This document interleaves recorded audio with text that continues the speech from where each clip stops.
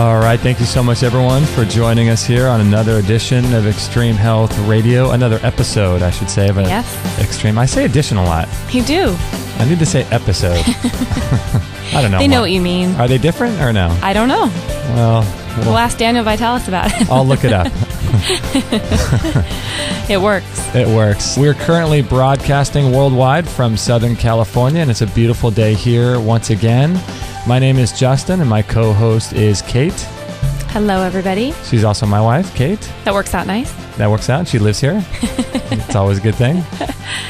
And it's a good thing. This is extremehealthradio.com, and we're currently doing shows 4 days a week on Monday, Wednesday, Thursday, and Friday. So it's an honor to do those shows. And I want to thank Mike Adams of naturalnewsradio.com for having us on his network.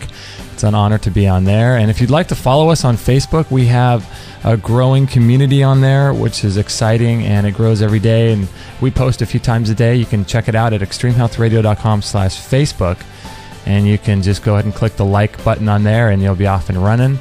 And today, for reference, is Thursday, April 25th, 2013. And can you believe, Kate, it's episode number 93 already? No. Yeah. Amazing. About to hit the triple digit mark. Fireworks are going to go off at 100. So this is a really fun thing for us to be able to do for you guys and to give this information to you. So it's a lot of fun. And if you'd like to send us a message to ask our guest, that would be great. Justin at extremehealthradio.com, or you can email my wife, Kate at extremehealthradio.com. And also you can send a voicemail line. We've got a little voicemail feature on our website. If you go to extremehealthradio.com/voicemail, all one word, you'll be able to record a message for our guest right there on your computer. So please do that. It'd be great to increase the interaction with you guys. And I want to let you know this show is also brought to you by Amazon.com. So if you ever make purchases from Amazon, and I know everyone does these days, please go through our link. We'd be very appreciative of that. We'll get a little commission for that order. And you don't have to buy anything related to health. You can just purchase anything you'd like. But you need to do it every single time if you want to give us credit. So it's extremehealthradio.com/Amazon. And that will just redirect you there, and you can make a purchase and all that good stuff. So anyway, we've got a lot of great guests coming up. On Monday, April 29th, we've got Chris Keller, and he's an energetic kind of healer guy. And we all need healing, don't we? Yeah, we do. Don't we? Don't we?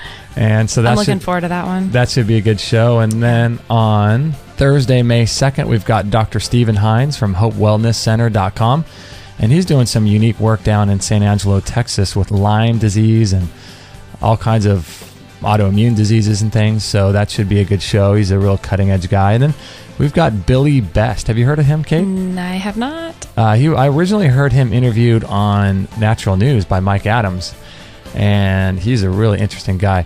He was forced as a kid. He's about 38, I think now, but he was forced as a kid to get chemo. No. They forced him to get chemo, and he took a couple rounds of it because he had some kind of cancer and just took off. And it was like this national story. And I know that you've talked about him. Yeah. I didn't know his name. Oh, yeah. My gosh. It's going to be a good show. Billy Best. Right on. And let's see, what else? Today we've got Daniel Vitalis on the show again for our second interview, and he's a real amazing guy. He's a leading health motivator and nutritionist, herbalist. He runs DanielVitalis.com and SirThrival.com, where he's got a whole product line of amazing products. Cutting-edge products he's bringing to the marketplace, products that may have been around before, but not in the way that he's doing them.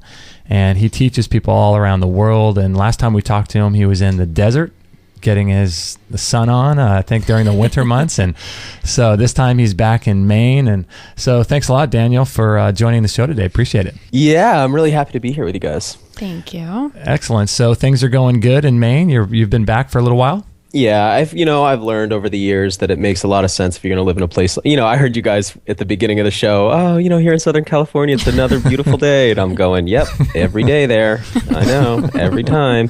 So when you live in a place like New England, not so much like that. And we get 6 months of dark clouds, snow. So yeah, I've learned to migrate and come back. So, and right now, the grass is growing and the buds are just starting to open, and things are looking glorious here. So how often do you do the migratory pattern thing every year?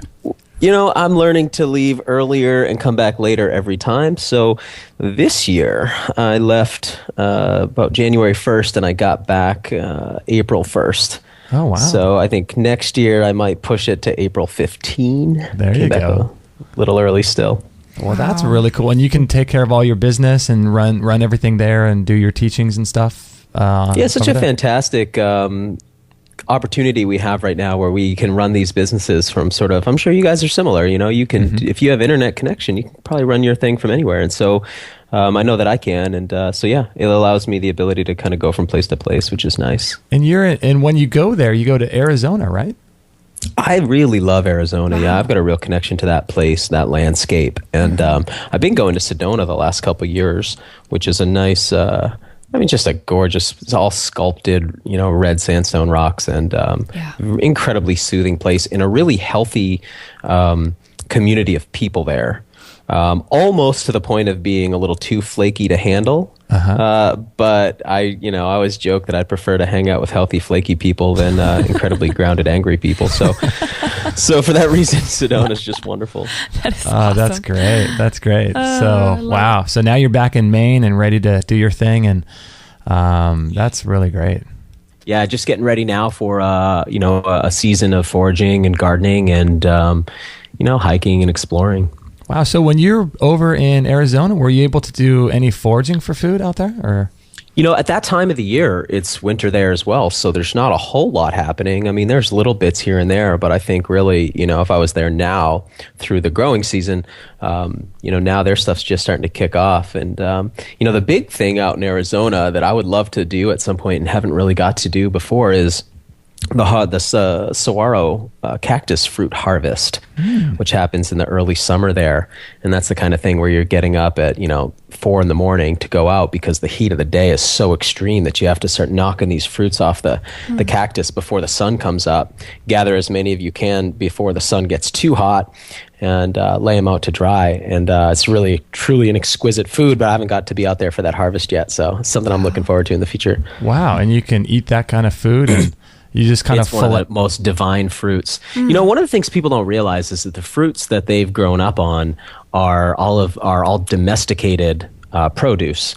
In other words, these are fruits that don't really have a place in nature. They have a relative in nature, and they've been changed over the course of years through, humans sequestering their seeds and breeding them in specific soils with specific phenotypes and creating what we have now. And then most of the fruits people eat today, this is a huge, shocking revelation for me. And I hope that the impact is there for the listener right now.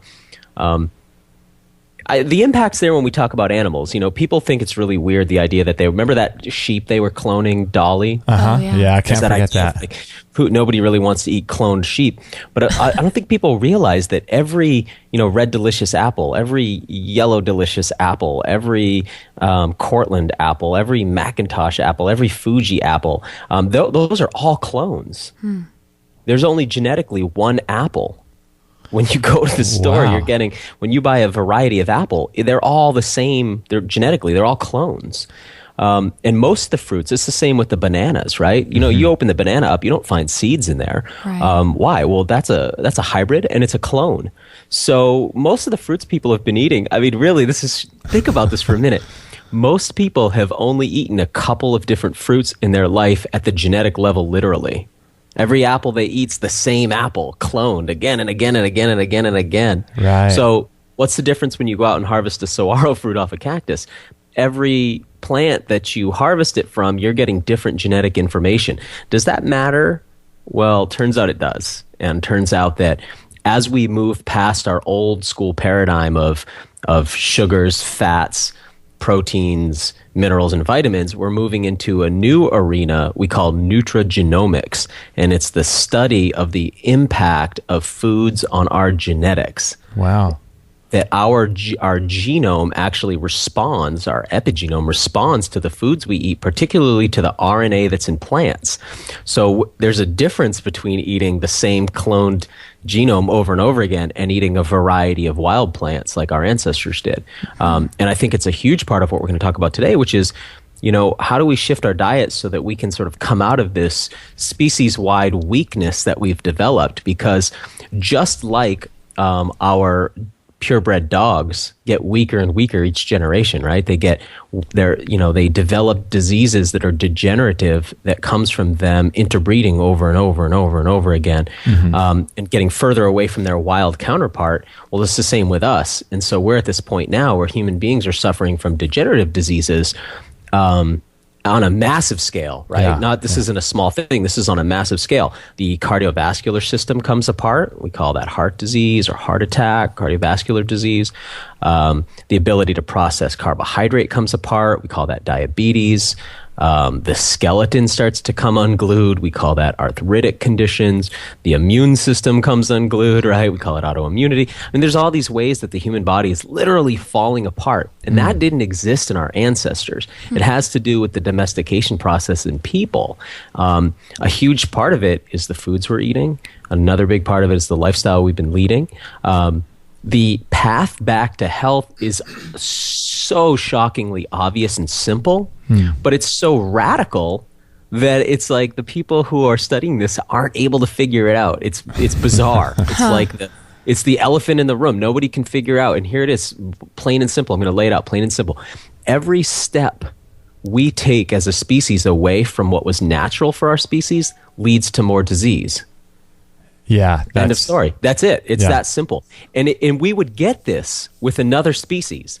I always use this analogy that if we were going to try to keep a chimpanzee healthy in a zoo, we don't have to think too much about how we would do it. We would just set the zoo up to resemble the natural habitat of that animal as much as we could. And we would set the diet up to resemble the natural diet of that animal as much as we could. And we'd try to create the social environment that animal would have in its natural habitat. It just makes sense, right? It makes sense. And every departure from that obviously would have some ill health effect. I mean, this is obvious. It's like if we decided we were going to keep the chimp in a zoo, but we were going to deprive it of sunlight, and we were only going to let it use halogens or incandescents or LED lights instead, or fluorescent tubes. We can tell. It's just obvious, right? That would not be good for the chimp. Right. Or if we were going to restrict natural water from it, and we were only going to give it fluoridated, chlorinated water that had phosphoric acid and sodium hydroxide in it, like the water we drink out of our taps. And maybe, let's say, 50 pharmaceuticals present and birth control in the water. we would expect, it would be obvious, hey, that water is going to cause some ill health effects. If we took its food away, right, its natural fruit diet and seed diet, and instead we gave it... Donuts. Donuts, Captain Crunch, Pop-Tarts, Yeah. We would know. It's just so obvious, right? Yeah. If we restricted it from healthy air and instead only let it have dust-laden, deionized, basically cooked, heated, conditioned air sealed up with volatile organic compounds in it, we would know that the animal would get sick. So it's obvious. But when it comes to us, we expect that we should be able to live like this, and there's not going to be any ill health effects. And people literally walk miles and miles and miles trying for that cure for cancer. Yeah. Right? They keep walking and keep walking, and I don't know what they think. I mean, do they think that some pill is going to come out that's going to make cancer go away? Yeah. Cancer is a disease that happens when the cells rebel against your own body. And they do it in response to extreme toxicity or extreme departure from nature. I mean, this is really obvious. Yeah. But we can keep walking and walking and walking in shoes that disconnect us from the earth and in clothes that are made out of genetically modified cotton, and are outgassing formaldehyde that are giving us cancer. And we can walk and walk and walk. And Kentucky Fried Chicken can keep making chicken buckets, to help stop breast cancer. It's just so obvious this is not the answer. It's not going to work. So every departure from nature leads us towards ill health. So the interesting piece of it all is a lot of people will think, well, I can hear their objections in their head now. Well, if I sit on the couch and do something, or if I eat, McDonald's or something, any one thing is not going to be that bad. But I think what we're talking about and what your message is we're talking about a cumulative effect of adding probably 20 or 30 or 50 or more things that we think are normal in our life on top of one another, and that's what causes disease. All of these things combined together, right? Yeah, compound. So you've got vertical accumulation of behavioral events. Like, it's not the one McDonald's trip. It's the hundreds and hundreds and hundreds and hundreds and hundreds and thousands of meals of toxic processed foods. That's our vertical event accumulation. And then our horizontal event of over the course of years and years and years and years. So it's kind of both vectors, right? So I love this saying, it's not what you do 10% of the time, it's what you do 90% of the time that really matters for your health. So I really have learned over the years to avoid the extremes. Right. I've learned that through, being an extremist. So I have compassion for anybody who wants to lean towards an extreme. That's me too. But what I've learned is that it's really about those things that I can consistently anchor in most of the time. That's what builds my health. And I can get away with certain things if I limit it down to very infrequent occasions. But it's when are your main behaviors health building or are they abusive? And if they're abusive, of course, they're going to break you down. And the challenge that we're facing is that our culture has set up something where finding those health building behaviors is really difficult. So what do you think? Incredibly difficult. So what do you think? Yeah, I was just going to ask a little bit about that. Like, as far in terms of what people are doing on a daily basis, I mean, I know you could go into many, many different things that people do that are unhealthy, and we talked about some of them, but you're looking at exposures to carpets or just people's traditional work schedules where they're getting up and they're stressed. And I guess you could really paint a picture that just about everything that people are doing. Everyone falls into probably 45 category. Yeah. I'm just about 45 by 9 a.m. Right, exactly. Yeah, we could go on and we could paint it would be too bleak, right? So I think what we have to do is look at what are our solutions. I mean, that's the big thing, right? Is just before the call started, I was talking about with you guys that there's a challenge in presenting this to somebody and saying, hey, we're in a really dire situation. There's a challenge because people get freaked out and they don't want to know about it if there aren't easy solutions. What I think is exciting is there are lots of solutions. We can make changes. And I've always loved this idea that, adding in positive things is the way to go. Trying to remove negative things from your life is really challenging because you create a vacuum. Right? Now there's this empty space. Right. You need replacement behaviors. Right. So really what's smart, I think, is to, instead of going, hey, I've got to stop eating this, you say, hey, I'm going to start eating this. And when you start eating this, now there's not as much room in your diet anymore, so something else has to get pushed out. Right. That's exactly Right? what And we've both done. Yeah, and and it's sustainable and it works, right? And so we can start to approach all this stuff that way and start to bring in new behaviors. And the vetting system will be, if that new behavior yields results, the results will empower you to continue with it. Right. I mean, it's great. I like that because if something's not yielding results, who's going to keep doing it, or how long are you going to keep doing it? Right. So I think it's really about trying things out. If they work, you'll want to do them because they'll make you feel good and they'll push the other things out. Over time, our vision really clears up and we're able to start seeing the world a little bit more for what it is, which is a really bizarre, shocking, transhuman, domesticated world of artifacts. Right. It's like a virtual reality that we've been living in. And most of us have been disconnected from the natural world. I want to just add this piece in here. This word artifact is really, I think it's a really important word. It's where we get that word art from. An artifact is an object that bears the mark of human will upon it. So what's the difference between a stone arrowhead and a stone? Say that they're made out of the same thing. It's that the stone is a naturally occurring mineral, and the stone arrowhead bears the mark of human will upon it. It's been shaped by humans. Right. Well, we're living in a world now where nearly everything we're interacting with is an artifact. Nearly everything. So you might say, not so. I go outside and it's grass out there. Grass, domesticated grasses brought from some other part of the world. Yeah, but what about the trees here? Well, those trees are probably not native to where they are now. They've been brought there, and they're likely horticultural domesticates or horticultural varieties that aren't really found naturally occurring. most of what we're interacting with. Here's a shocking piece. I live here in New England. Earthworms are not native here.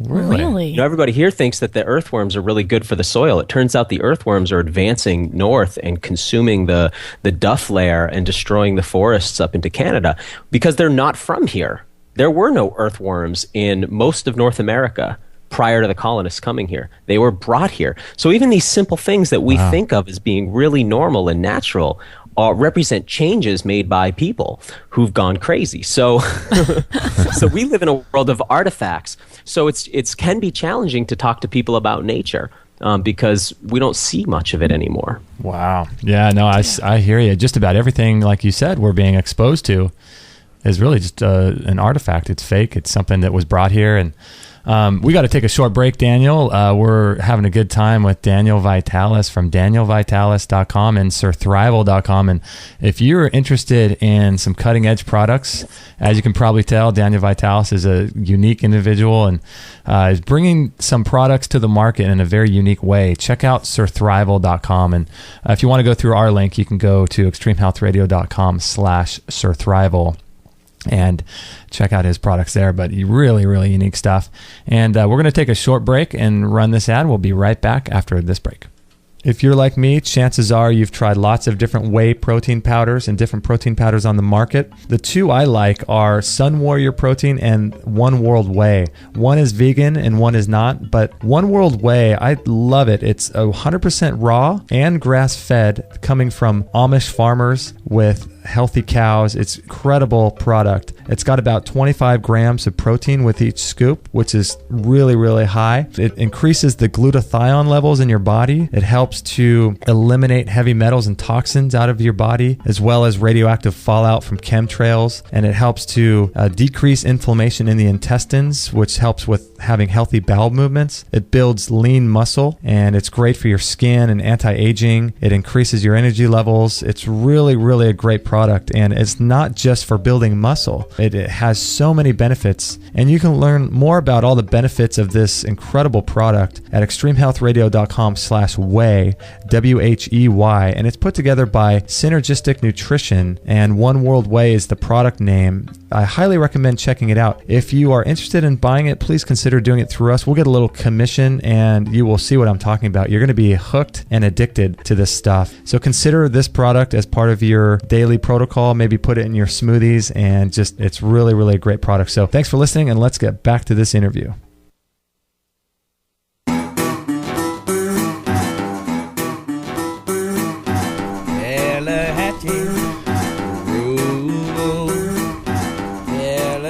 I've been sticking to this outro music because I like it. You like it, Kate? I love this music. Yeah, it's This is my favorite one. Yeah, I just like it. I think we should just keep using it. I think so too. Yeah. Sounds like we're hanging out with a bunch of dudes in a pick-and parlor In New Orleans. I love it. I love it. So we're with Daniel Vitalis, and his website is danielvitalis.com, and his other product site is called surthrival.com. And before the break, we were talking about a little bit about some of the ways that people can change. And, it's really interesting. With me, I was introduced to this concept by subtraction by addition from David Wolfe a few years ago, probably back in 2003. Yep. And it's amazing, really, a principle that where you remove negative things from your life or remove negative eating habits or whatever by introducing positive things. Right. And like Daniel was saying, and you don't focus on the bad stuffs. And so for a while there, I was, drinking shakes from Baskin Robbins and everything. But my one discipline was to have a green smoothie every day. And I don't care. I remember that. And yeah. I would have like a Baskin Robbins, or I would have a green smoothie and then a Baskin Robbins sometimes. And it was like this crazy order of things, but it was a great way to build a discipline. And Daniel, don't you just love that whole strategy there? I think it's really crucial. And one of the big challenges, I'm laughing to myself about the Baskin Robbins comment. One of the real challenges is filtering down all of the health information and practices and tips that come our way, because we hear about all this different stuff that we can be doing. How do we actually integrate it into our lives? It requires, if you think of each of these little things as a tactic, like the green smoothie is a kind of tactic. Mm-hmm. That's a tactical approach, right? But the overall picture of your whole health approach is a strategy. So there's like the tactical thinking of like all the little things. I want to be doing saunas, and I want to be eating more, salads, and I want to have green smoothies. Those are all your little tactics. And what I really get interested in is the bigger picture strategy. What's our strategy to bring all these things in? How can we bring them into our lives in a way that we can anchor them and they can be sustainable? And how can we deal with the barrage of new health information that's coming all the time and figure out what we should listen to and what we shouldn't, right? Right. Because I bet you guys have noticed this in the time that you've been interested in health. I certainly have noticed it. I've been, at this for about 15 years, and in that course of time, there are things that I have watched switch from good to bad, good to bad, good to bad, over and over and over again. Oh, yeah. For instance, I've watched eggs. When I first got into nutrition, eggs were bad. They were high in cholesterol. Then they were good. They were high in proteins and, high in good fats. Then they were only good if you only ate the whites. Then they were bad again. Then they came back to being good. I've watched that thing go back and forth. I've watched that with salt too. Yeah. I've watched that with protein. I've watched it with fat. These are all fads and trends. And one of the things that I like to say when I do interviews is that if I'm telling you anything that's new, you really need to question it.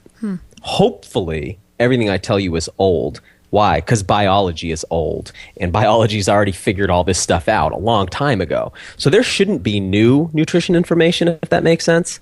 The only people coming with new nutrition information are people like Monsanto, because they're making up new stuff. Right. Yeah, half of their food is brand new. Everything else should be pretty old, right? Yeah. So we need to first anchor that idea. The second thing I want to bring up is that when we're looking at all this health information, it's sort of like we might end up with you can almost imagine a desktop covered in sticky notes, and each sticky note's got a different thing that you've learned about health, and it can become this big, chaotic, nebulous, disorganized place, so that we're holding on to all this health information, but most people are really confused, and they don't feel like they have a clear path through it.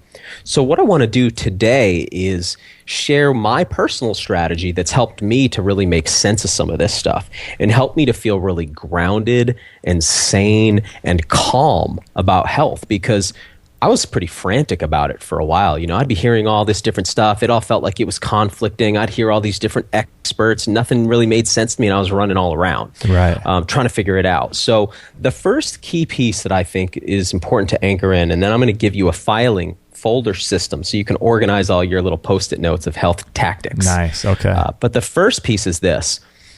Human beings are an animal.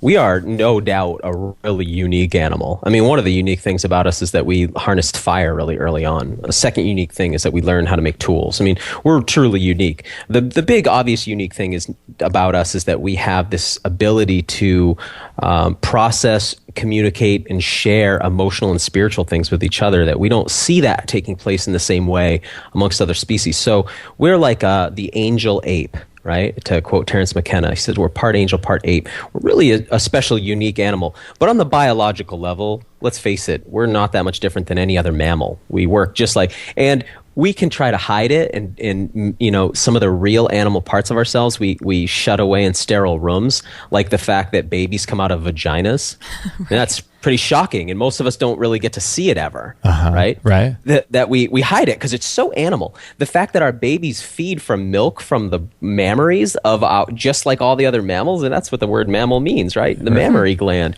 The fact that we feed our children from milk from our own bodies, just like all the other apes, that's incredible. We all pass away at the end of our lifespan, just like all the other animals. We're biologically, cellularly, we're the same. So we need to understand we can't try to live fully like we're some kind of angelic Star Trek, Star Wars being from the future, because it's not working. We need to appreciate our biology. In order to understand our biology, it's really critical that we take a look at what our lifestyle was like before we domesticated and left our wild environment. The way to do that is to look at the indigenous people. They represent our link back to the natural world. They are the people that lived in the natural world. Now, it's true that there's not a lot of those people left to study, but we have lots of records of how they lived, and there are some still that we can look at. And we see that those people are hunter-gatherers. and we see that what their diets were like, what their lifestyle was like. And really what makes sense is that we build our future lifestyle off of that lifestyle that we had in the past. It's the same as what I said about the chimpanzee earlier. Right. We get that if we're going to take the chimpanzee and put it in a zoo, we need to create a zoo that's got habitat like that chimp had. We live in a kind of zoo. We call it civilization. And that zoo could be set up a little bit more to resemble the lifestyle we had when we were hunter-gatherers. That would be really smart. That would be the smart approach. Anything that deviates from that is new and therefore bears the burden of truth and justification. It has to prove itself because otherwise it's not a time-proven strategy. What our hunter-gatherer ancestors did, they did for 200,000 years, and it worked perfectly. But wouldn't, to play devil's advocate, wouldn't people say, well, those people probably died young, or they just had, they didn't have long, healthy lives like we have now? And I could see people, bringing up that argument.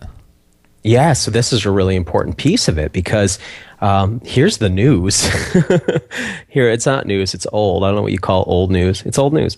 They were far healthier than us.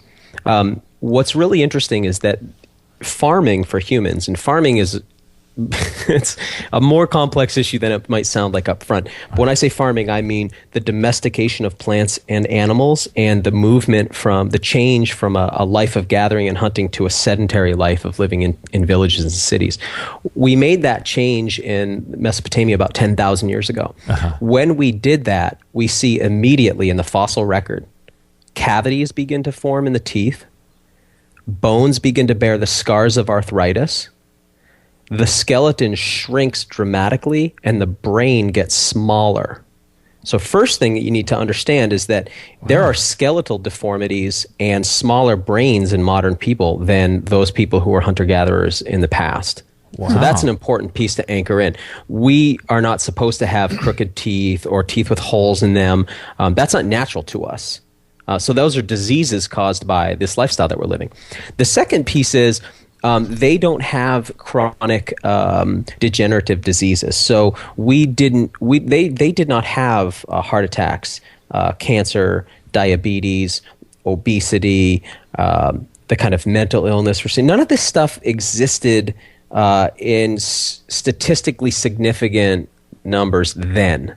That stuff's all been brought on by how we're living. So actually, we're far sicker and we're more distorted than they were. Right, and so this was. He says, "Oh, sorry. Oh, go ahead. No, sorry. This was as a result of the domestication and farming practices that started in Mesopotamia. You said. I just want to say first that this is incredibly well established. There's not really any argument about this. So when I say this, I encourage everybody to go out and look a little bit at the anthropology, because one of the questions that exists in the world of those who study this is, why would we have left our lifestyle of hunting and gathering for this lifestyle when it was so bad for us? Right. Because this is another important part. The farming lifestyle looks like it starts at sunrise and it ends at sunset. It's nonstop work and it's backbreaking labor. It's part of why we see the bone deformities that took place when people started farming. What we know about hunter-gatherers is their work week looks like about 15 hours. And the rest of their time is leisure. So this question emerges, why would human beings go from a life that was filled with leisure, that had no famine? Famine only exists amongst those who farm. So there was no famine, therefore not really any starvation. There was no chronic disease. They had better bodies. They had bigger brains. They were far more robust, far healthier, and lived a far more relaxed lifestyle. Why would they go to backbreaking labor that took all day to get a lower quality food that led to disease?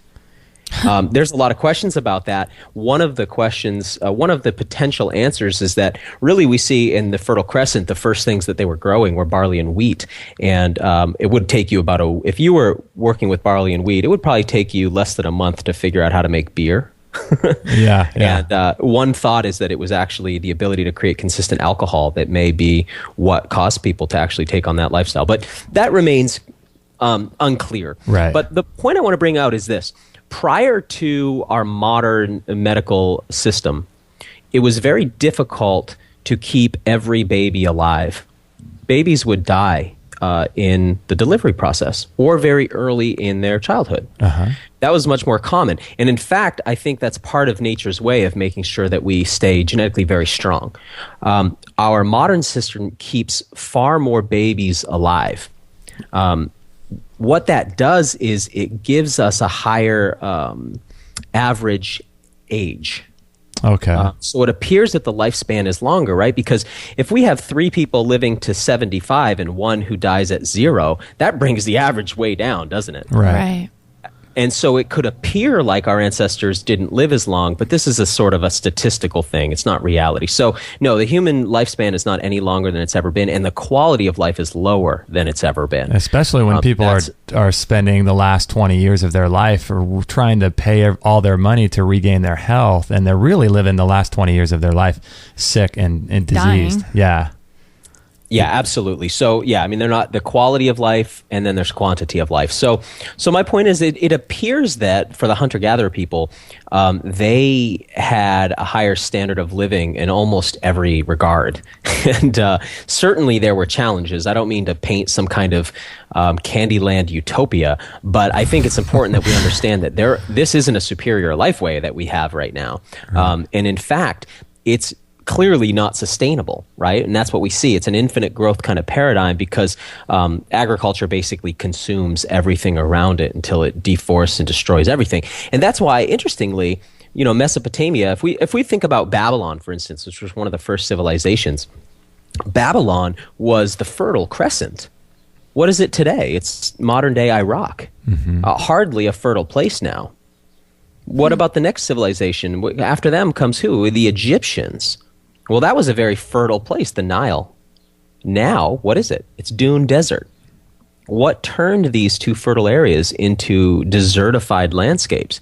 It was agriculture. It was organic agriculture. Is that because they wanted to stay in one spot, maybe, or I don't know? It's because agriculture is a process by which you push out, destroy, and kill off the naturally occurring wild organisms, and then you forcefully grow things that wouldn't naturally be growing there at that time. Wow. And when you do that season after season after season, you deplete the soil and you destroy the ecosystem. So you create basically a wound in the ecosystem, and then you band-aid that wound with the weedy plants that you're trying to grow, typically annual plants. And this is a far more in-depth subject, I think, than we mean to get to. But agriculture is not a good thing for the environment. Agriculture is a battle against the environment. So what hunter-gatherers had figured out was how to live in harmony. Right? And the movement towards agriculture, which our civilization praises as the great step humankind made forward, was actually the biggest mistake that we ever made. And it's, the only reason that the bread belt of the United States is still producing food is because we dump synthetic fertilizers on it, right? Otherwise, we would be back. So just before the introduction of this synthetic fertilization paradigm we have here in the United States, using our synthetic nitrogen, potassium, and phosphorus, which incidentally, those fertilizers that we use were the byproduct of the World War. They weren't even developed for agriculture. They were left over from the war, and the whole pesticide herbicide paradigm. Right. Just prior to that, our bread belt had turned to a dust bowl. Right? There's these old photographs you see of dunes of dust because they had destroyed that soil out there. Now they're keeping that soil alive. It's sort of like, grandpa who's 5 or 6 years alive on life support.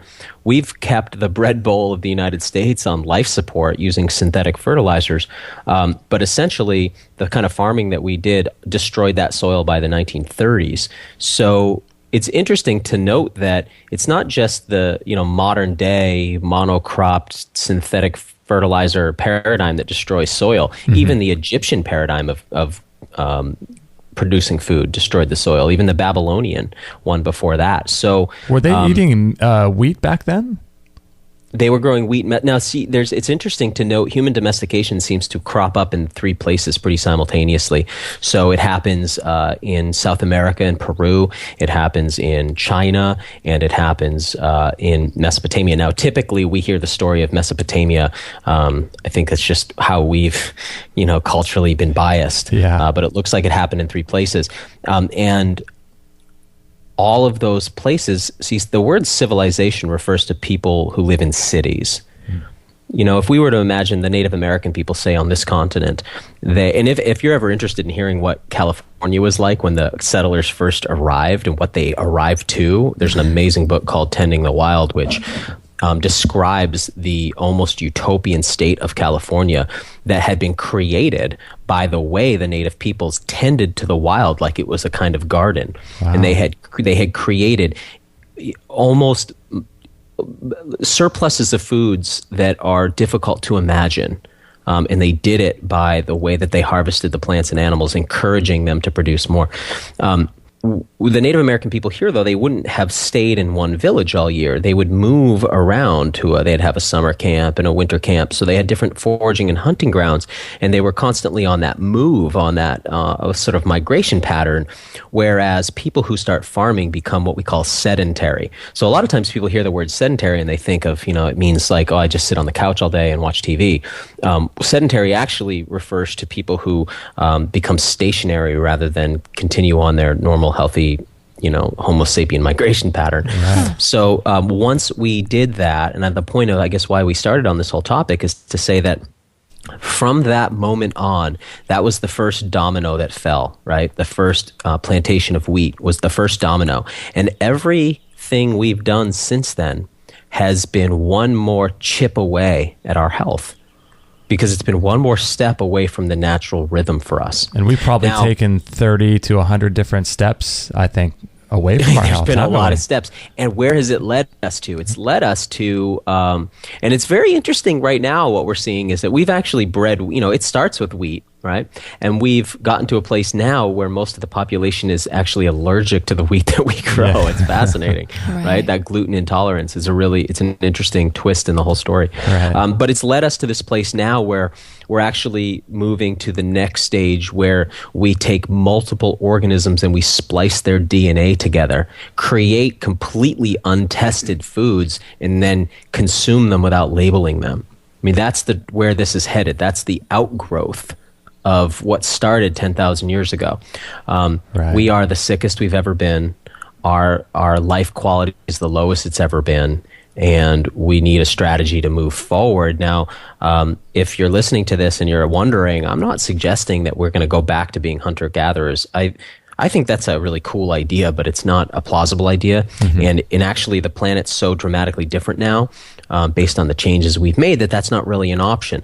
So again, we live in the zoo. We just got to start making our habitat resemble their natural habitat a little bit more, because we can't go back to our habitat. It's actually kind of gone now. Right. So we need some kind of strategy moving forward. So Daniel, we got to take a quick break here. I want to talk in this next segment about some of the strategies that we can all start implementing into our lives to rewild ourselves and to get back in touch with Earth and all of that. So this is really, really fascinating information. I hope you're enjoying the show so far, and we're going to be right back after this short break. So a few years ago, when I was working for this company, it was a really small company, and I had been wanting a Vitamix blender for years and years and years, but they're so expensive, and I just hadn't saved the money at that time to get one. And so as a Christmas bonus, they knew that I loved the Vitamix, so they got me a Vitamix, the 5000 blender.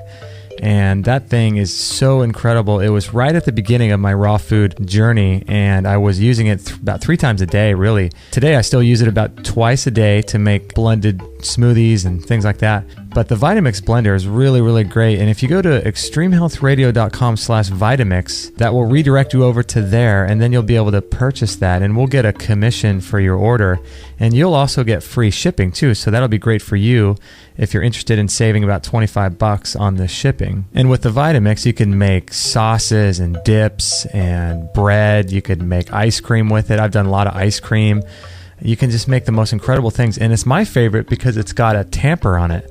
And you can put ice and frozen berries and avocado and some honey and things like that, and with no water at all, and you have that tamper, and you can make the most amazing ice creams with it. So the Vitamix is my favorite blender of choice, and if you're in the market to buy one, I would greatly encourage you to do so if you have the money for it. And if you do it through us, through extremehealthradio.com/Vitamix, I'll get a little commission for it, and you'll get free shipping. So it works out for you and for us too. So if you're in the market, please do it through us. That'd be really cool. And you're going to love this thing when you get it. You're going to fall in love with it. You'll never go back to a regular blender again. So check that out, extremehealthradio.com/Vitamix, and I hope you enjoy it.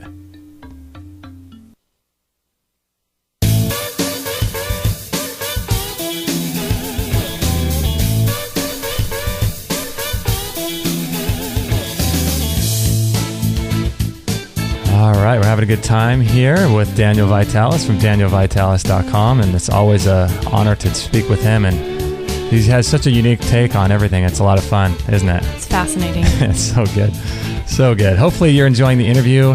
And Daniel, I want to get into some strategy when we continue talking, but I have a couple questions here. We're having some issues with our soundboard here, and so I want to try to play a message to you, and I'll just play it, and then at the end, it's about a minute long, or 20 seconds actually, and let me know if you heard it, and if not, I can tell you what she said. Okay. If that's okay. Okay, here we go. Hi, this is Stella from New York, and I love your show. I'm wondering what Daniel Vitalis' thoughts are on organ meats, and what if you can talk about like rebounding, that would be really nice too. And that's it. Thank you. Have a nice or great night, actually. Bye.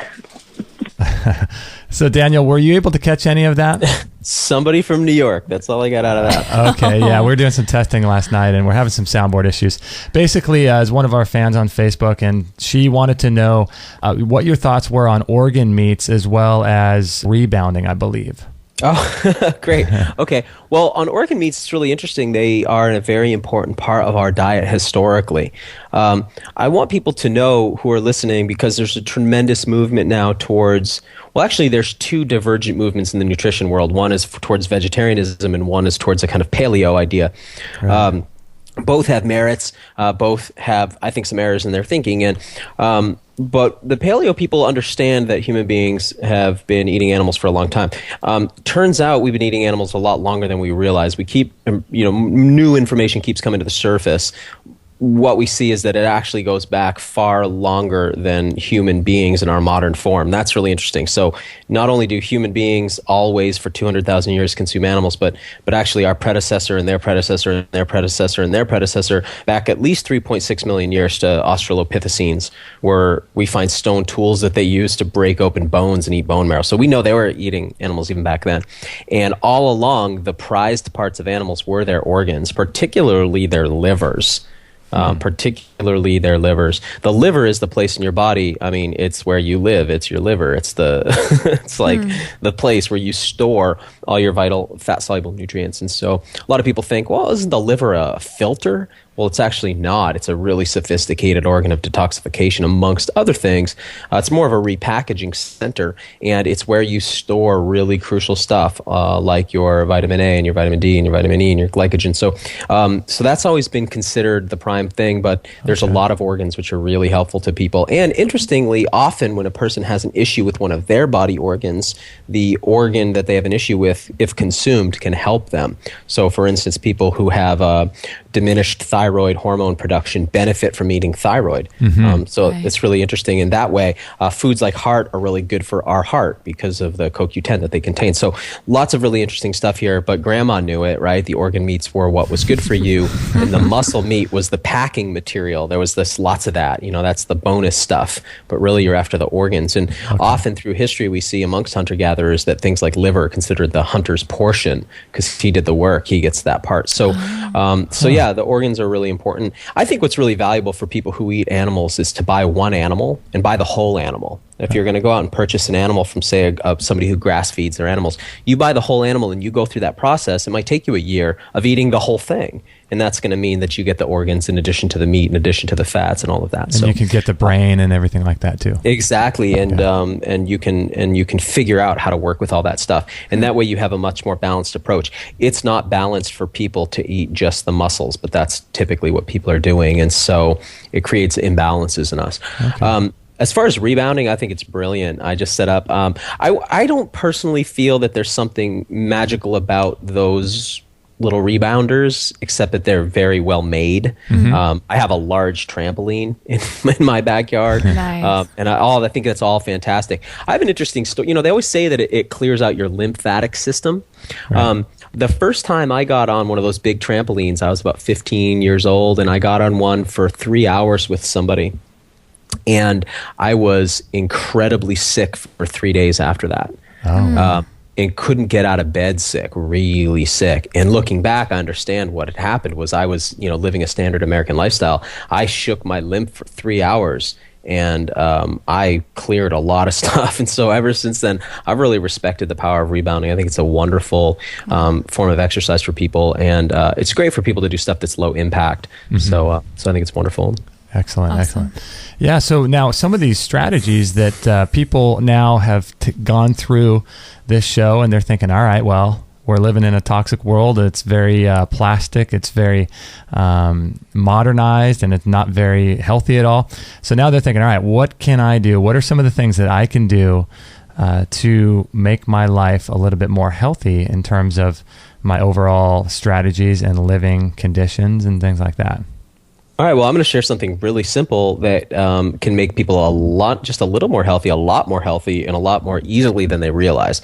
So before I said, it's kind of like, imagine you've got a desktop covered in Post-it notes of all these little health tips you've heard. How do you organize that? I like to use 4 little folders, sort of mental folders, that I store all my health information in. Okay. Those folders have really simple headers. One is earth, one is water, one is air, one is fire. These are ancient, old concepts. They're so ancient, this idea of the 4 elements. It's so ancient that it's essentially hardwired into your brain. It's really easy for us to understand, so they're very useful headers for our health information. If you're a scientifically minded person, you may choose to use the modern scientific names for the 4 elements. The 4 elements exist still in modern science. A lot of people don't realize this. They're called solid, liquid, gas, and plasma. Okay. We call them the 4 states of matter. They're the same thing. So earth and solid, same thing. Water and liquid, same thing. Gas and air, same thing. Fire, plasma, same thing. So however you want to use those. They are literally what we eat and what we eliminate. So moving forward, if we're going to understand how to create a healthy strategy for ourselves, we need to understand that there's 2 balancing, sort of yin-yang components to healthy living. One is nutrition and one's elimination.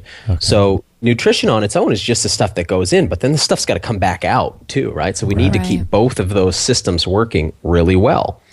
And what's so fascinating about how we live here is that we actually need nutrition from all 4 elements, and we eliminate all 4 elements. This is just one of these really bizarre, fantastic things about reality. So, so nutrition for me is not as simple as food, because it's not all we need, right? We need to eat food. That's the earth, right? That's literally stuff that grows up out of the soil, whether it's plant, animal, fungi, bacteria, that grows up out of the soil or the ecosphere or the geosphere. And we eat that, and then literally poop comes out of us on the other end that is soil.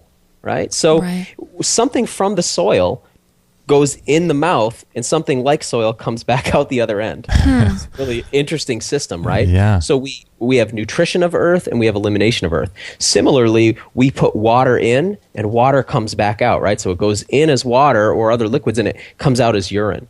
And then we literally breathe in, and that water all comes from the hydrosphere. So we eat food from the geosphere, we eat water from the hydrosphere, we breathe air from the atmosphere, we breathe that in, and then we exhale it back out. So our nutrition is the breath in, and our exhalation is the elimination. And then we actually absorb photonic energy from the photosphere of the sun, fire.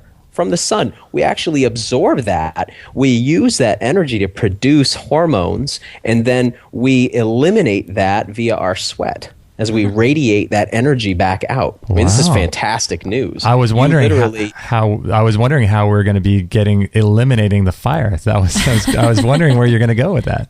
yeah, and if we had infrared capable goggles on right now, you would see that you actually are eliminating light. It just happens to be light you don't have eyes that are sensitive to, Right. but you are glowing right now. You are a light being, eliminating infrared light. It's one of the ways you ditch heat. That's why, if you guys have ever wondered after, say somebody who's hypothermic or somebody who's just finished a marathon, why do they wrap them in those thin sheet blankets, those emergency blankets? Yeah. What possible insulative value could they have? It's that they're a mirror, and you're eliminating light from your body in the form of infrared. It's one of the ways you give off heat. And so wrapping yourself in a mirror reflects that heat back onto you. That makes sense. Wow. So that's kind of similar to the far infrared sauna we have. It has that same silver lining inside. So that would be the same kind of concept. If you had eyes that could see infrared light, you'd see that sauna is literally blazing with light. Wow. But you can't see it because your eyes don't pick up that kind of light. Our bodies are doing that. Wow. So we're eliminating light like that. So we actually take in that sunlight energy and then we eliminate that sunlight energy as well. Wow. A lot of that energy leaves our body through sweat. So we are organisms that live by eating the four elements and basically shitting the four elements. It's this amazing system of in and out, right? And we got to keep that system real balanced. And it's not just us. This is how ecosystems work. So if you pictured, I love to use the analogy of an aquarium. If we were going to set up an artificial habitat in our house, like an aquarium, we have to think about the food that we're going to feed to those fish. We need to think about the water that they're going to live in. We need to think about the air that we're going to put in there with that little bubbler. Okay. And we need to think about the light that we're going to put on top of that aquarium, right? They need the same thing: earth, water, air, and fire. And if you remove any one of those components, they'll eventually get sick and die, correct? Wow. So let's look at our modern lifestyle. What we do is we eat a kind of processed or chemical food so that we've broken our connection to the natural earth element. We drink a chemically treated processed water. So we break our connection to the water element. We breathe a kind of conditioned and cooked and deionized air in our houses and in our office buildings and such. And so we've broken our connection to the air element. And then we cover ourselves with sunblock when we're outside, and when we're inside, we expose ourselves to all types of artificial light that don't contain the full spectrum. So we've broken our connection to natural fire. Those four transgressions against our natural way of life are forms of abuse against ourselves, and they lead to ill health. So we actually are feeding in artificial or synthetic versions of those four things we need, and we've broken our connection to the real thing we need. So there's a really simple path I call rewilding, and we're discovering every day new ways to do it. But it essentially says this: how can we interact with Earth in such a way that we give ourselves something natural from the Earth, and we start adding in, you called it subtraction through addition. We start adding in stuff from the earth element, whether it's stuff that starts from our local farmers markets, whether it's stuff in our gardens, whether it's some wild food foraging we do. For a lot of people, it just begins with starting to buy organic fresh food. But it's moving towards or in a direction where you're getting stuff from the soil into your body, natural wild organisms or naturally healthfully grown organisms. And incidentally, soil itself, interaction with natural soil, is critical to keeping your body fluoridated with the organisms of the soil. A lot of people don't realize this. We are not meant to be sterile. We're meant to be covered literally in a layer of these microorganisms. And when you're cut off from natural soil organisms, particularly when you have never been exposed to them early in your childhood, you have difficulty producing serotonin later in life. So you're talking about... Oh, sorry, go ahead. Well, it actually, there's a connection between depression and lack of exposure to natural earth. So if people are listening to this and they have a little garden in their house, I guess it would be a good thing, as long as they're gardening in a way that is sustainable and really healthy, to not wash their food when they eat it, right? They should just, if there's a little bit of dirt on there, I would imagine that would be a good thing. Correct. What we don't want to do is obviously chip our teeth on sand, but we don't want to be sterilizing what we eat. I just often, I like to just point out to people that hospitals, this idea that the hospital is this place where you go to heal, right? How ludicrous, right? What you have is a place where there's no earth, no water, no air, and no fire in its natural form. So all the things you need for health are not there. And then they sterilize it, which means that it's an antibiotic environment. They literally kill off all life forms. Human beings' health comes from our integration with other organisms. They're symbiotic relationships. For those who are listening who've never heard this is going to be an important piece for you. We are 10 times more other organisms than we are human cells. So if we took your body right now and we could separate out all the human cells that you're made of, and then all the bacteria, fungi, and viruses that you're made of, you're 10 times more bacteria, fungi, and viruses than you are human cells. Wow. So it's fair to say that you're really a colony or a symbiosis. You're an ecosystem of lots of different organisms. Okay? We're not just a machine then, like most people tell us. You're more like human cells. You're like a machine that's taken care of by a massive workforce of microbes. Wow. Right? They farm your human cells. So what happens when we start to try to sterilize ourselves with, say, things like soaps and antibiotic soaps, and when we go to hospitals where they're using autoclaves and lysoling everything and sterilizing everything, nature tries to cover everything in life forms. Nature abhors a vacuum, right? So I often joke with people that the reason there are antibiotic-resistant staph infections in hospitals is to try to kill people, so that those people can compost and turn into soil so that there could be some life again in the hospital. Right? Because nature sees it as, oh my God, there's a place with no life here. We need to make some life. Wow. Compost whatever's in there. Right? I like that. That's such a wild concept. Might be the best theory I've ever heard. Yeah. That's not going to be too popular on mainstream media, but I love it. Probably not. But interestingly, they're starting to realize now, they're starting to learn actually, there are shifts happening in medicine where they're recognizing that this sterility thing is not the way to go, not to the level that they've taken it to. So I think that will be changing over the course of the next couple decades, but should we have a next couple decades? Right. So the direction we want to be going into is actually interacting with natural soil. I think a great place to start is a small garden, even if all you're growing is a parsley plant on your windowsill.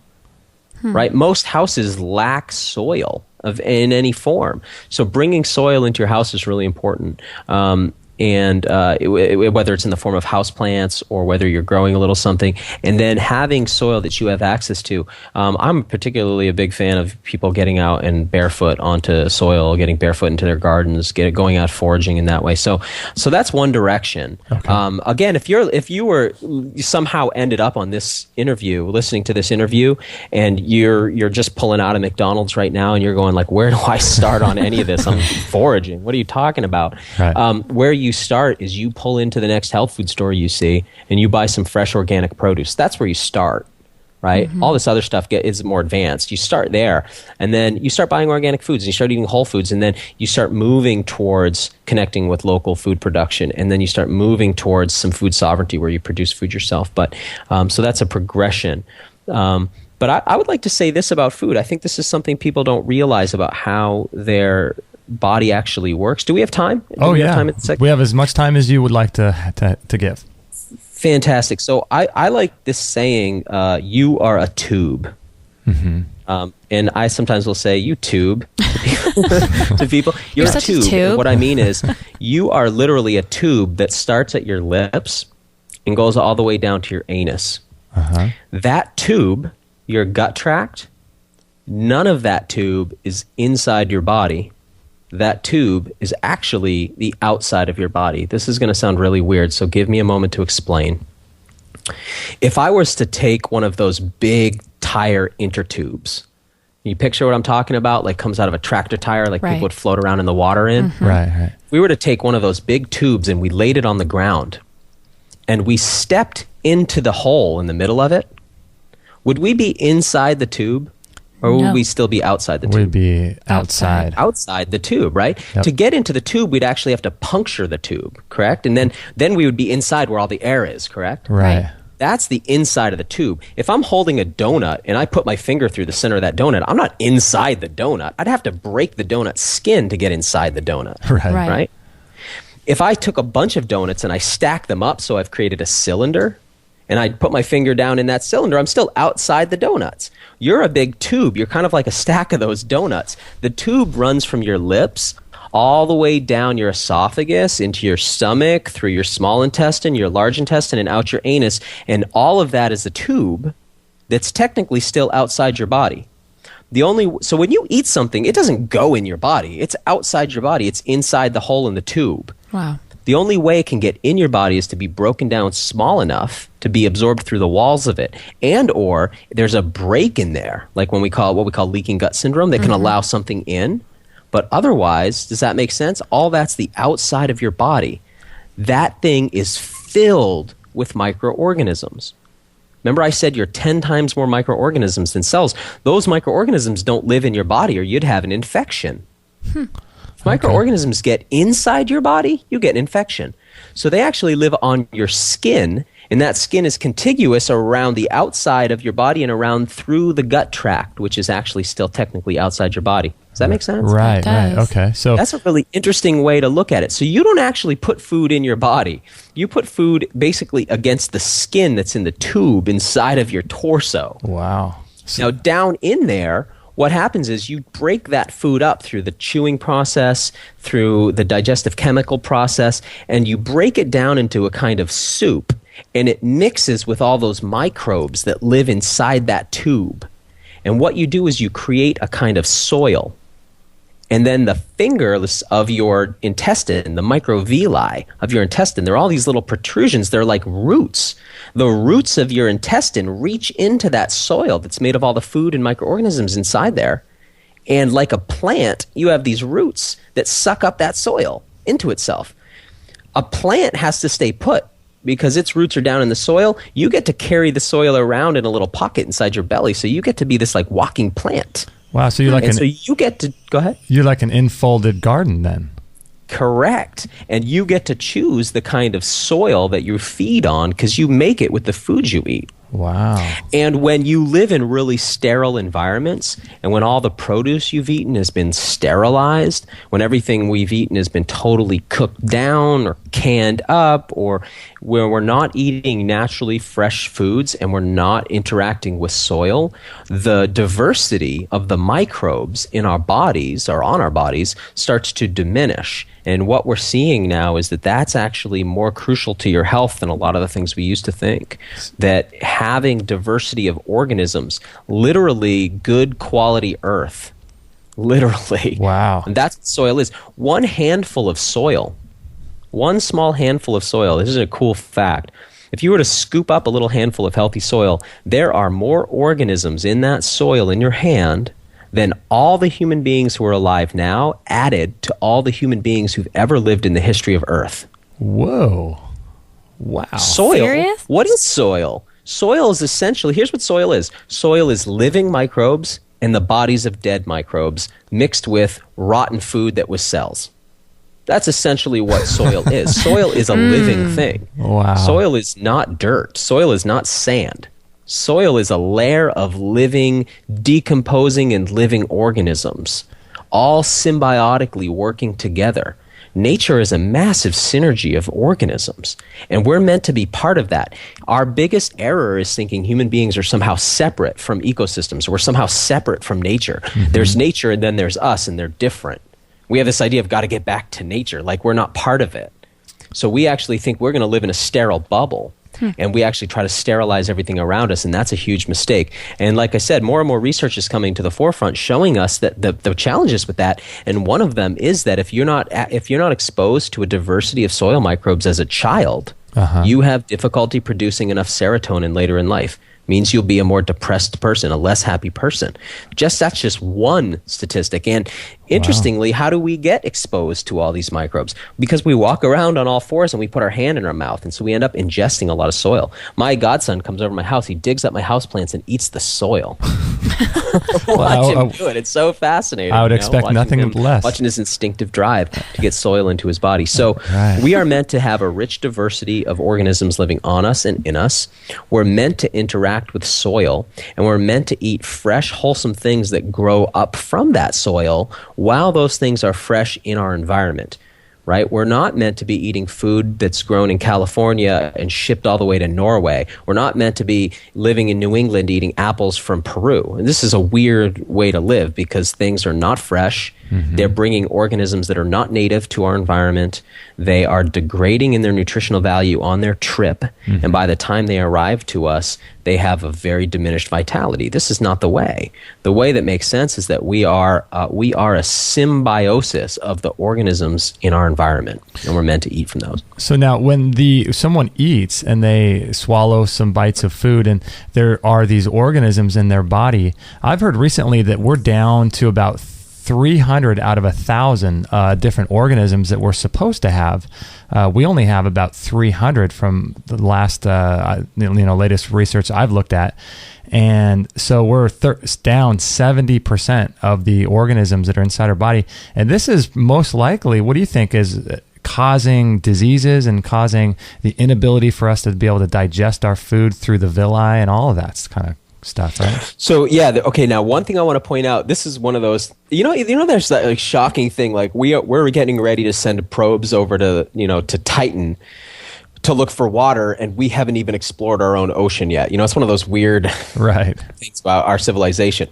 We have named every species we can think of, but nobody has yet really cataloged and named all the organisms that we know live within our gut tube. So these are estimates. We're not really sure even what lives in there and what's supposed to live in there, on and on and on. What we do know is that when one organism disappears, other organisms can rise up that have been kept in check by that organism. Oh. So, for instance, we're hearing more and more about candida infections, right? It's important to understand that candida is supposed to be there. There's no question about that. You don't get rid of candida. Candida is kept in check by somebody else. It's kind of like cops and robbers, right? If the organism keeping, like let's say lactobacillus is keeping candida in check, and lactobacillus is like the good guy and the bad guy is candida. But it's okay. There's a balance. But then we take an antibiotic that wipes out one. Like lactobacillus is gone for a while. Now candida can run wild. And once it's gotten to a critical threshold of population, no amount of lactobacillus is able to get it back in check effectively. Does that make sense? Wow. Yeah. So part of what's happening for people is that they have these chronic internal infections where certain organisms are actually taking over because of the imbalance. And yes, I would agree with you that in order to produce even some of the vitamins that we need, they're produced by organisms in our gut tract. I think vitamin K is an example of this. So we need to have the right flora there. That's really crucial. And I would also say that this diminished organisms in our body, it would be interesting to see who they're testing. Right? So it'd be interesting to see what part lifestyle plays in that. I suspect that people who spend a lot of time outside in the forest, people that walk barefoot in the woods, people that garden, people that hunt, people that forage, people that eat fermented foods would have a far richer diversity of organisms living on and in their gut tube than people who are living on an antibiotic sterilized lifestyle, right? Important to understand now if we were to look at human civilization in its current form and we were to say what is the pinnacle medicine developed so far, the one that's defined us as a civilization, it would be antibiotics. Right. Antibiotics have allowed human beings to overpopulate the earth because without them, we would have had many plagues by now that would have kept our population sort of in balance. Okay. We've been able to go past carrying capacity of our planet by using antibiotics. Now, antibiotics are like I kind of picture them as being the communal wafer of our civilization. Right? We, rather than going to the church, we go to the hospital. Instead of the nun, we have the nurse. Instead of the priest, we have the doctor. Instead of the communion wafer, we have the antibiotic. Wow. Very similar system. Very similar system. Something's wrong, you go to confession. Something's wrong, you go get a checkup. It's very similar. The antibiotic, literally that means anti-life. It's the anti-life pill. And the solution to everything for them is to kill everything around, right? It's a scorched earth philosophy. Okay. So the idea is we'll burn it all down. When you take an antibiotic, it doesn't just go pick out the bad guy in you and kill it. It kills everything that it can. Right. Right? And the problem is certain organisms that you got passed on by your mom, certain organisms that you got maybe through breast milk, certain organisms in your flora blueprint that came, or sort of fingerprint that came from literally your passage through the birth canal, certain organisms that you picked up from soil microbes when you were a child, once they're gone, are very difficult to repopulate. Mm-hmm. And the problem with antibiotics is that they don't selectively choose what they eliminate, and they destroy our unique microbe fingerprint in our body. So one thing people need to look at is really how can they avoid using antibiotics. One approach now that's emerging is a probiotic approach. I love that. It's like, great. I love this idea of pro-life as opposed to anti-life, right? Yeah. This idea that what we're going to do is feed in the good guys rather than just go around killing good guys with the bad guys. So one thing that's really important, and we see that this existed all through human history, is the consumption of foods that have been cultured or fermented. In fact, there's some people who relate the term culture when it refers to a people group and culture when it refers to a fermented food as one thing, that a culture was defined by the way it cultured its food, if that makes sense. Oh, interesting. Okay. Yeah, really fascinating, right? So right now we're seeing, of course, the European cultures of that come from those herding people, the yogurts and the kefirs. We're seeing the Russian drink kombucha coming to the forefront. Now Juns as well are getting very popular. Uh-huh. More and more, we're seeing all of those krauts that I think come from the Germanic peoples, right? Where they actually take the Brassica oleracea cabbage, shred that, ferment it in lactobacilli. So we're seeing more and more fermented foods coming to the forefront, and they're getting incorporated into our diets. And this is really important and very effective way to replenish the flora in our body. So that's important in addition to our contact with soil and the approach of getting good, healthy food, soil microbes, and fermented foods into our body is like an antidote to the antibiotics we've taken and can help to protect us from the infections that lead us to wanting to take antibiotics again in the future, if that makes sense. So it's about us becoming stronger versus destroying our own internal terrain in order to deal with some sort of crazy bacteria that we get exposed to. Right. Let's say that we're foresters and our job is to maintain the health of a forest, and we see that there's some kind of caterpillar that's destroying the trees in that forest. Mm-hmm. One approach would be to help to restore the health of that environment, because we would see, hey, these caterpillars are destroying these trees because these trees aren't healthy. And the diversity of organisms that kept those caterpillars in check is gone. So let's restore the diversity, rebuild the soil, and rebuild the health of those trees so those trees can fight off that caterpillar. And so that the other organisms are there, maybe the birds come back that were eating those caterpillars to begin with. That's one approach. That's like the probiotic approach. Okay. The other approach is like the antibiotic approach. It's that these caterpillars are taking over this forest. Let's fly jets over and drop napalm on the forest. Burn the whole thing down. That'll get rid of those damn caterpillars. Yeah. Yeah, there's no real awareness of how life interacts with one another, Yeah, so ultimately, what we end up with is this: we need an approach to reintegrate with the element of earth. It's got to look like this. We've got to have contact with earth. We've got to eat whole, fresh, local things that grow up out of the earth. We've got to understand that from the time we put it in our mouth to the time it comes back out our butt, we're actually making earth. We are soil producers. Okay. Us eating creates a surplus of soil. So you're making soil, and you have this opportunity to make healthy soil by making sure that you're eating food that is rich in organisms, right? This whole idea of pasteurization and eliminating the organisms in food is crazy, because we're actually supposed to be eating them. So we need to produce good quality poop, and then that goes back into our environment. It's actually supposed to be this cyclic connection with the earth element. We've cut ourselves off from that in just about every way we can think of. So now the approach is file one, earth. What do? I start moving towards organic food. If I can, I move towards local food by connecting with farmers or CSAs. If I want to go past that, I start growing my own food locally, sustainably with some permaculture. If I want to go, and by the way, at surthrival.com, we have a seed kit that we've just come out with, the 2013 version of it. It's 90 varieties of all organic, all heirloom, all open pollinated, non-GMO seeds, all designed to grow really vigorously with minimal input, lots of wild plants, lots of medicinals, lots of foods, with a permaculture growing guide, 30,000 seeds sealed in a can will last for years, so that you can start your own ecosystem at home, because that's kind of our goal, is to get people to start this. Right. And then the next level past that is where you go towards actually learning how to forage a little bit, which is a really fun thing to do and a fun hobby, way better than golf in my opinion. So we move in that direction, and again, we get out of this sterility mindset. A lot of people, right now, another one of the epidemics we haven't touched on is allergies. And there's an emerging belief that the allergy problem may be due to the extreme sterilization of everything. And that without the organisms that are supposed to live on us, we become susceptible to allergens. Wow. Yeah. So again, I think we get stronger when we start to integrate back into the environment. I hope, if anything, what comes out of this conversation that we've had today is that people hear that the boy in the bubble approach is not working.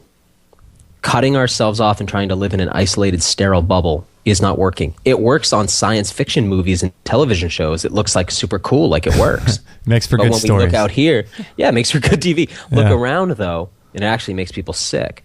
So we need to integrate back in and reconnect, rekindle our relationship with organisms, with ecosystems.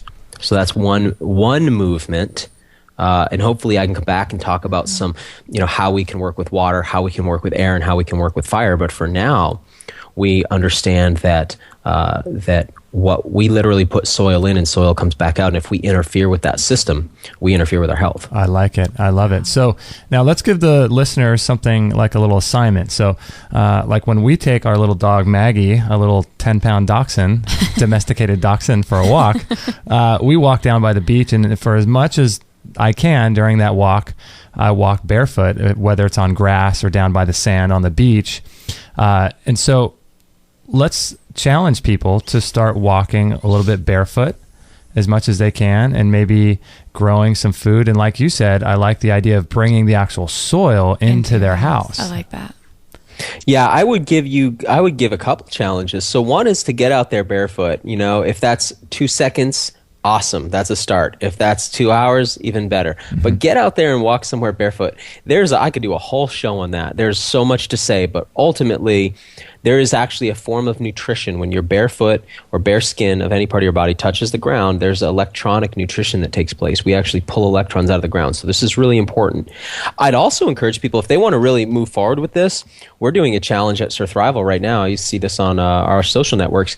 We're challenging people to learn one wild medicinal herb this year and one wild food this year, and to harvest both and to use them. Oh, okay. So you could start with something as simple as dandelion, or something more exotic like shadbush. You could determine for yourself, but you could probably just get on Google. Everybody's smart enough to get on Google now. We all know how to do this. And Google local foods, wild foods in your area, or wild medicinal plants that grow in your area. Find one. Make sure you've got the right thing. Do your diligence. You're a self-responsible person. Figure out how to harvest that thing and how to use it.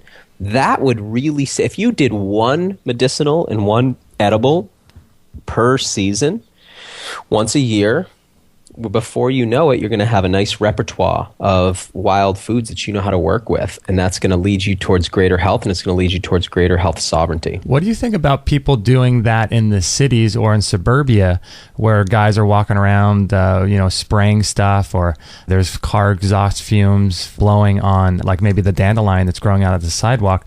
Would you just recommend I guess it would be okay as long as you washed it, or? Well, it's a really good question. And I will say that I've spent some time in some cities. One that comes to mind is I spent some time in Montreal, and I did quite a bit of foraging up in the Montreal Park, which was a nice park area, and there was quite a bit of amazing edibles growing wildly there. And so I have done that, and I know there are people like Steve Brill who lead wild food walks through New York City. So, there is stuff there. And I have kind of a question for you, which is, living in California, and seeing where, most of the country's organic produce comes out of California, right? Cal Organic, we call that industry. Since you live in California, do you think that the average person going into a health food store and buying produce that says organic on it is picturing the kind of places that are growing their food out there? I don't think so. Not at all. Yeah. Not at all. We Not picture happening. old McDonald's farm. And in reality, these are big, mega polluted, ugly monocrop. I mean, they're not particularly healthy environments either. I have this kind of philosophy, which is that we do need to be incredibly careful about the toxins in our environment, but we also need to adapt. We also need to adapt to them because there's not going to be some magic reset button that we get to push that eliminates all the pollutants from our world. So we're smart, right? We don't want to eat something that looks like it's in a ditch where all the road drainage is running off into. We don't want to eat something that we just saw a homeless guy pee on. But we Come on, we bacteria. Well, yeah, Beneficial. Well, actually, you're in sterile. But it's got salts. You're right. So we want to pick and choose. I think most people who live in cities have access to some kind of parkland or some kind of green area where they would feel comfortable eating stuff. So use your discretion. And even here where I live in a very wonderfully forested natural area. But of course, I'm not picking stuff out of my roadside ditches because, when it does rain here, all that exhaust from cars and all of that rubber and all of that, oil runs down into those areas. So I avoid that and I choose things that make the most sense. And I think everybody can figure that piece out for themselves. And there's some, fantastic books out there, fantastic resources, but it's always great to learn from somebody. So I'd recommend people look for wild food walks, or sometimes they're called herb walks in their area.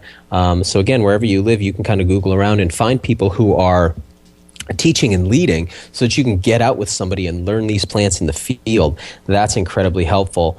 And fantastic books, if I had to recommend any, would be the Forager's Harvest series, which is a fantastic couple of books. Excellent. And I like that challenge where people can start walking now barefoot and start doing a little bit of wild food foraging, getting one medicinal and one herb, I think you mentioned. And I think that would be a good place because a lot of people, I think, listening to this are probably like me where it's easy to walk barefoot, but then you got to take it to another level and do a little bit of research and figure out some foods that you can harvest in your local area. Remember when we had our friends over to dinner a couple months ago? Yep. And they had told us that the night before, one of their dates was they went around the neighborhood trying to find dinner, and they picked enough things out of our natural surroundings and they ate it. And I just thought that was so cool. We have so much to learn even from people around us. How is that for a first date? I know, right? So that's so great. Yeah. And one of the things that happens that a lot of people are not expecting maybe is going to happen is that when you learn a wild edible, this is going to maybe be a little touchy-feely here, but you meet a new organism that you didn't know before.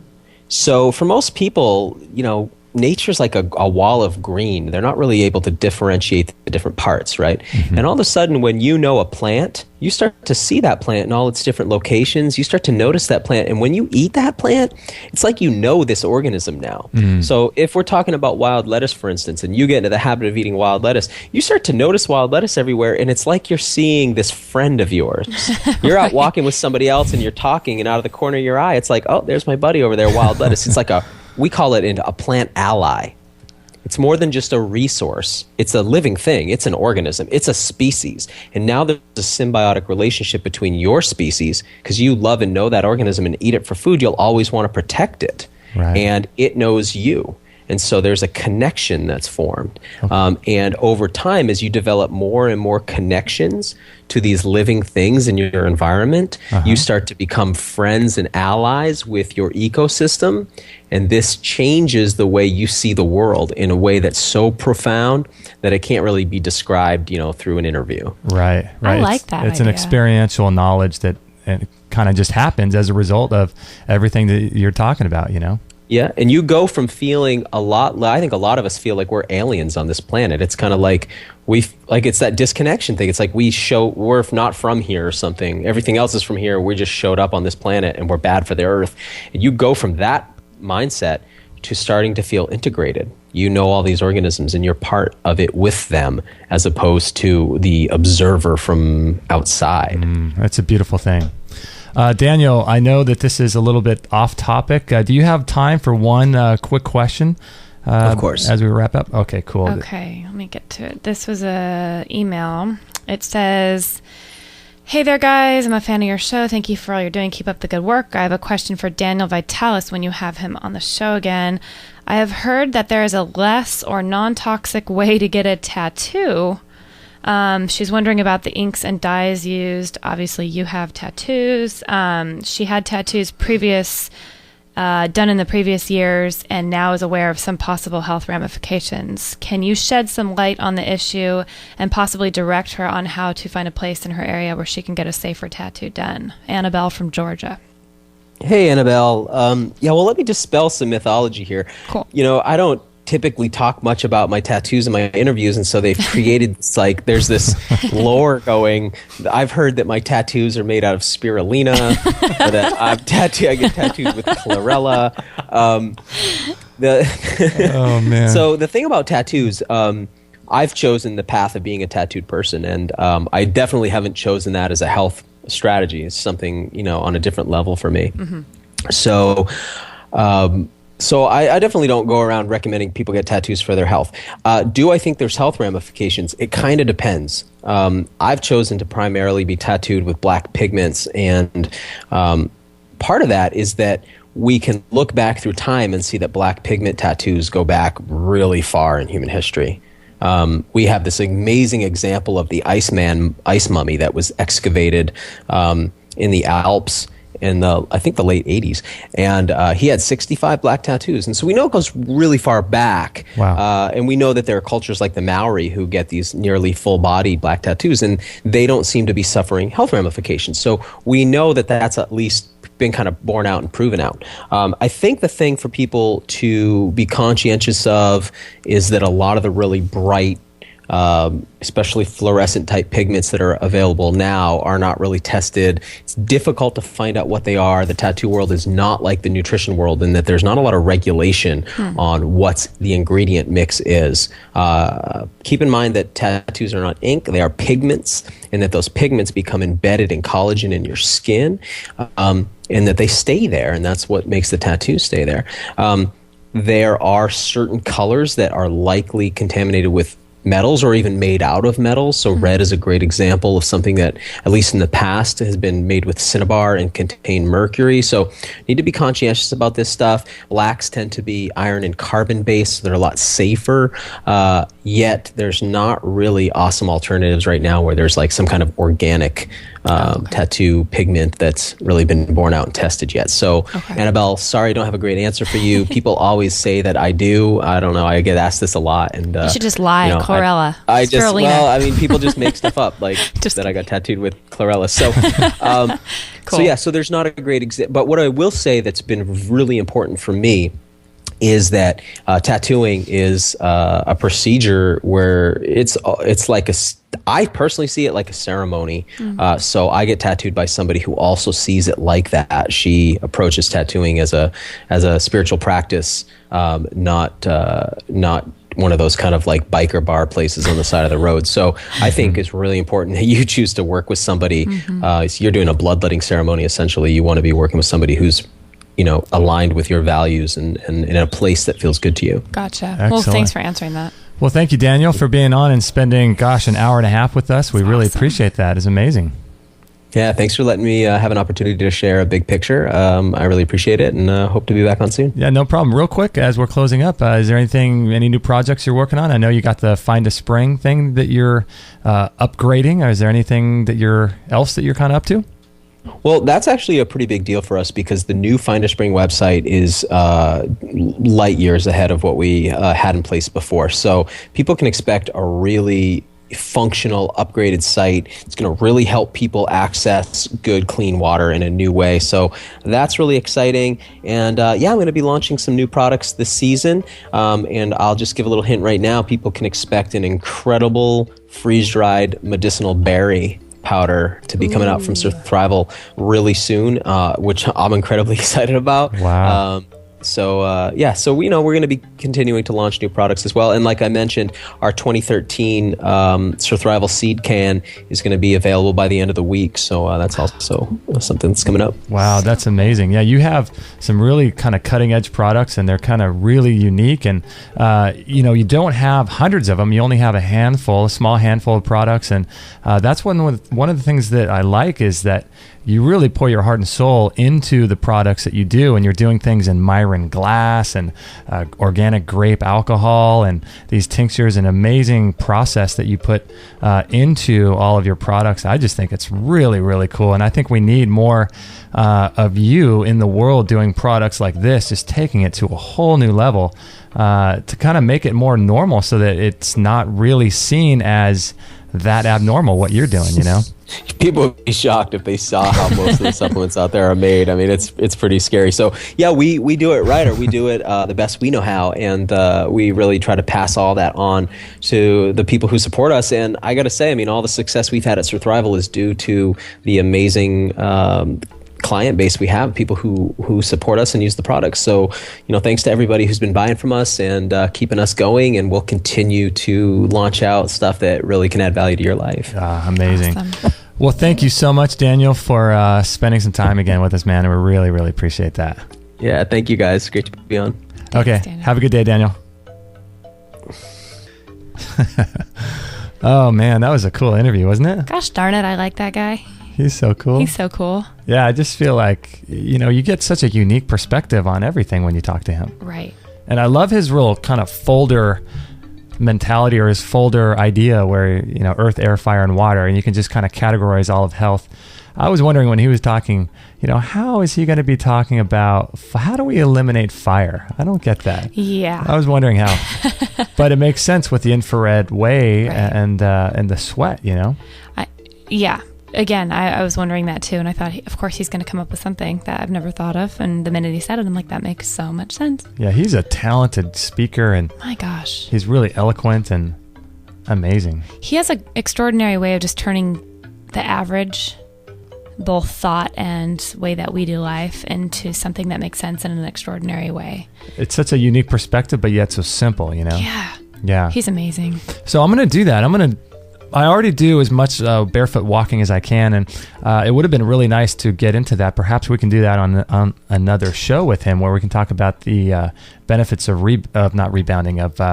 walking barefoot, because I know there's a photonic exchange that happens, and as far as the electrons that come off of the earth and the Schumann resonance, and some of that stuff that comes up through our feet, and all of that. And so, but on top of that, there's a direct connection between your muscles and your brain, and how your brain functions when you walk barefoot. I mean, it's a really deep thing.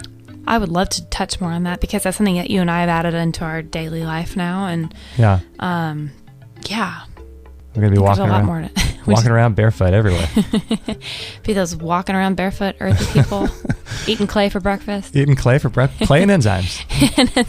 and dandelion roots. And dandelion root. Out of our sidewalk. That's one thing that I'd like to do, is maybe figure out ways to get some dandelion, because we see it from time to time. Yeah.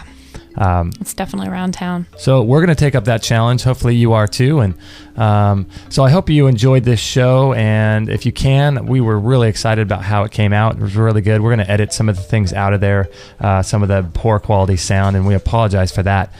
But if you want to share this interview with your friends or people, your family, people that you are interested in and love and think they might benefit from them, please share this show with them, either through Facebook by liking this show page, which is extremehealthradio.com/93, or just sending the URL, the link, to your friends via email. Either way, that would be really a great help. And don't forget to check out our store. And if you want to buy any of his products, go through our link. If you would, that would be a real great way to support us. extremehealthradio.com/Surthrival. It's SURTHRIVAL, Surthrival.